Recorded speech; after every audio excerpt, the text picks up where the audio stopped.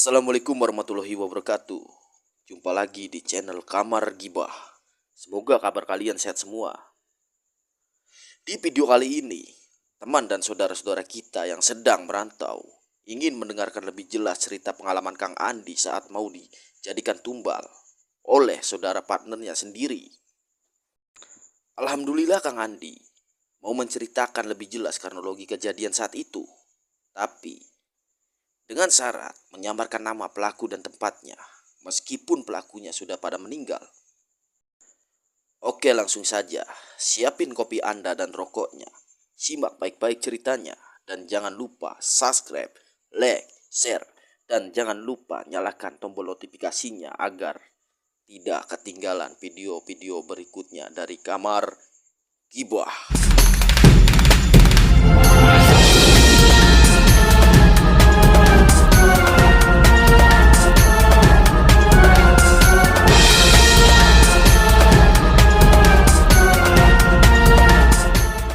Tahun 2017, pada saat itu sedang marak-maraknya dunia perkotasan burung. Pada saat itu juga Kang Andi mulai tertarik untuk ikut ke dunia perkontesan burung. Di awal bulan Juli 2017, Kang Andi mulai belajar memahami rawatan dan settingan-settingan burung lomba, meskipun Kang Andi belum punya burung untuk dirawat. 2 bulan kemudian, Kang Andi mulai tertarik dengan burung cendet karena variasi materinya yang unik dan ikut gabung ke dalam komunitas CMI Cendet Mania Indramayu. Masih di bulan Juli, saat itu hari Rabu, Kang Andi ada yang menelpon. Percakapan dalam telepon, Kang Andi ditawarin burung cendet temannya yang kebetulan temannya itu dari Indramayu Kota. Di hari Kamis paginya, Kang Andi berangkat ke Indramayu Kota untuk memantau burung cendet temannya yang ditawarin ke Kang Andi.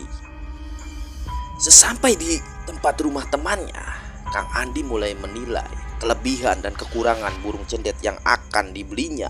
Dan akhirnya Kang Andi deal membeli burung cendet itu. Tiba-tiba ada saudara dari teman Kang Andi yang memberitahu kalau ada yang kerasukan. Dan yang kerasukan itu adalah saudara perempuan teman Kang Andi, pemilik burung cendet itu. Sebut saja teman Kang Andi ini namanya Yono. Pada saat itu Kang Andi diajak Yono untuk melihat saudaranya yang kerasukan. Sesampainya di lokasi yang tidak jauh dari rumah Yono, Kang Andi merasa aneh dan malu. Anehnya, orang yang kerasukan itu matanya melotot tertuju pada Kang Andi. Dan malunya di situasi di rumah itu ramai. Sedangkan Kang Andi pada waktu itu tidak suka dengan keramaian karena sedikit malu dengan kondisi fisiknya. Tidak lama kemudian, ibu-ibu yang kerasukan itu akhirnya sadar dan orang yang awalnya ramai akhirnya mulai sedikit-sedikit bubar. Dan si Yono mengajak Kang Andi untuk ikut masuk ke rumah orang tersebut. Di saat awal pertemuan dengan saudaranya Yono itu, akhirnya mulai ada sedikit obrolan antara Kang Andi dan saudaranya Yono itu. Sebut saja saudaranya Yono ini Pak Haji Ahmad. Haji Ahmad sedikit bercerita pada Kang Andi bahwasannya kejadian seperti ini tidak sekali ini saja. Kejadian seperti ini tadi sudah berulang-ulang kali sejak 3 bulan. Haji Ahmad sudah sering membawa istrinya ke dokter, ustadz, dan orang pinter. Tapi tetap saja tidak ada perubahan dan tidak ada pembahasan kenapa istrinya terjadi seperti ini. Kata Haji Ahmad yang membuat bingungnya lagi, setiap dibawa ke orang yang seperti tentang hal gaib, 3 hari kemudiannya orang itu akan meninggal. Entah penyebabnya apa. Haji Ahmad sudah bingung mau dibawa kemana lagi istrinya. Itu karena sudah berbagai cara ia tempuh untuk kesembuhan istrinya dan apa penyebabnya. Tapi tetap saja tidak ada perubahan.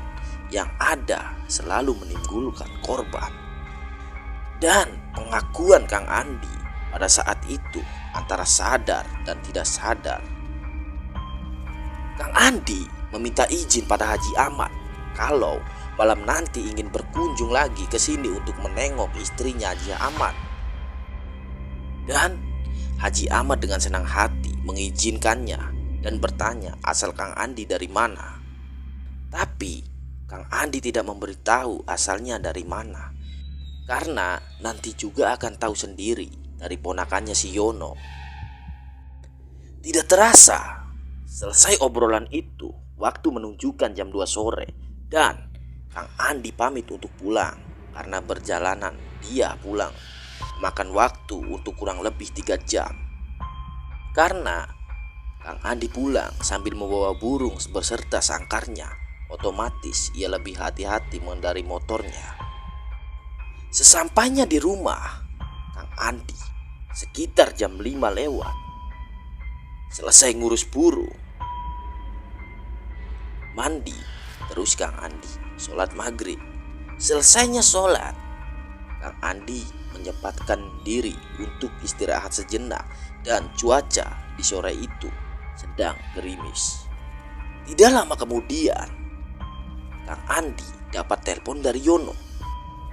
Setelahnya Kang Andi angkat dan ternyata yang ngomong Pak Haji Ahmad. Menanyakan jam berapa Kang Andi ke rumah.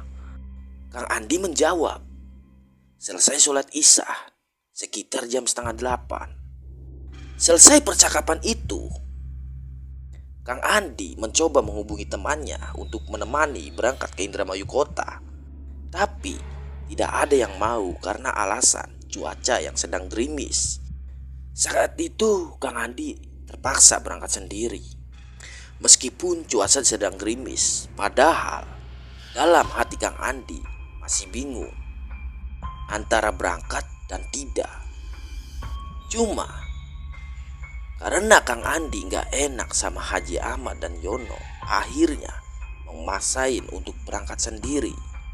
Ketika Kang Andi sudah mau berangkat, tiba-tiba ada temannya datang untuk meminjam uang 200.000 dan alasannya untuk membeli susu anaknya besok. Saat itu juga Kang Andi ngomong sama temannya, nanti Kang Andi kasih 300, tapi temenin Kang Andi berangkat ke Indramayu Kota dulu. Setelah semuanya selesai nanti, Kang Andi uangnya kasih, tapi bukan hutang, anggap saja rezeki anaknya. Sebut saja teman Kang Andi ini Iqmal. Setelah percakapan itu, si Iqmal terlihat senang dan bergegas pulang untuk izin sama istrinya dan keluarganya kalau mau berangkat ke Indramayu Kota nemenin Kang Andi. Singkat cerita, Kang Andi dan Iqmal berangkat ke lokasi tujuan. Sesampainya di lokasi, ternyata Yono sudah menunggu di rumah Pak Haji Ahmad. Alhamdulillah, kedatangan Kang Andi disambut baik sama Pak Haji Ahmad dan keluarganya, termasuk istrinya.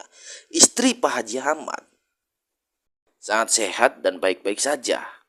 Setelah kedatangan Kang Andi dan Iqmal, mereka langsung menyuruh masuk rumahnya untuk beristirahat dulu. Kang Andi dan Iqmal dipersilakan duduk oleh Pak Haji Ahmad dan istrinya. Pak Haji Ahmad pergi ke dapur untuk menyiapkan minuman. Tidak disangka, istri Pak Haji Ahmad itu menyuguhkan banyak sekali makanan seperti buah-buahan, aneka kue, dan beberapa makanan ringan untuk yang bertamu ke rumahnya. Saat itu Kang Andi merasa gak enak karena apa yang dihidangkan terlalu berlebihan. Dan saat itu juga istri Pak Haji Ahmad menawarkan minuman, kopi, atau teh hangat pada Kang Andi dan Iqmal sambil berjalan ke arah dapur. Tiba-tiba pengakuan Kang Andi merasa dirinya ada yang membisikin kupingnya. Dan suara bisikan itu baca doa dulu. Saat itu pengalaman Kang Andi tentang spiritual belum cukup banyak, masih antara yakin dan tidak. Saat Kang Andi masih bingung tentang suara bisikan itu, tiba-tiba istri Pak Haji Ahmad datang sambil membawa kopi dan teh hangat. Singkat cerita, setelah Kang Andi minum setengah gelas teh hangat yang disuguhkan istri Pak Haji Ahmad, tiba-tiba istri Pak Haji Ahmad pergi ke dapur dan itu entah mau ngambil apa lagi. Saat itu kejadian aneh mulai terjadi. Tiba-tiba ada suara orang jatuh di arah dapur dan ternyata benar saja itu suara istri Pak Haji Ahmad yang kerasukan lagi. Kerasukan kali ini berbeda dari sebelumnya.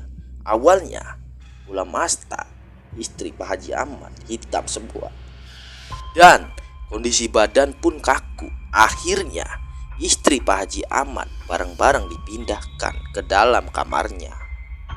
Setelah sudah di dalam kamar,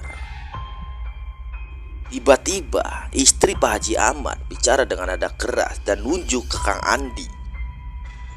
"Asal kamu dari mana? Kamu akan jadi tumbal saya. Kamu akan ikut saya," kata Kang Andi seperti itu. Saat itu Kang Andi bingung dan keluar dari kamar untuk minum teh hangat agar lebih tenang. Tapi teh yang Kang Andi akan minum tiba-tiba berubah kental seperti darah segar. Serontak Kang Andi kaget. Tiba-tiba istri Pak Haji Ahmad keluar dari kamar sambil merangkak dan mendekat.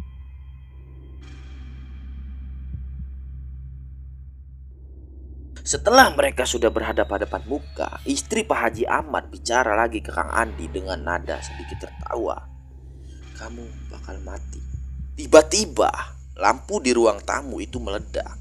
Saat itu juga Kang Andi memejamkan mata sambil mengembalikan badannya sendiri dan membaca sebisa-bisanya Kang Andi.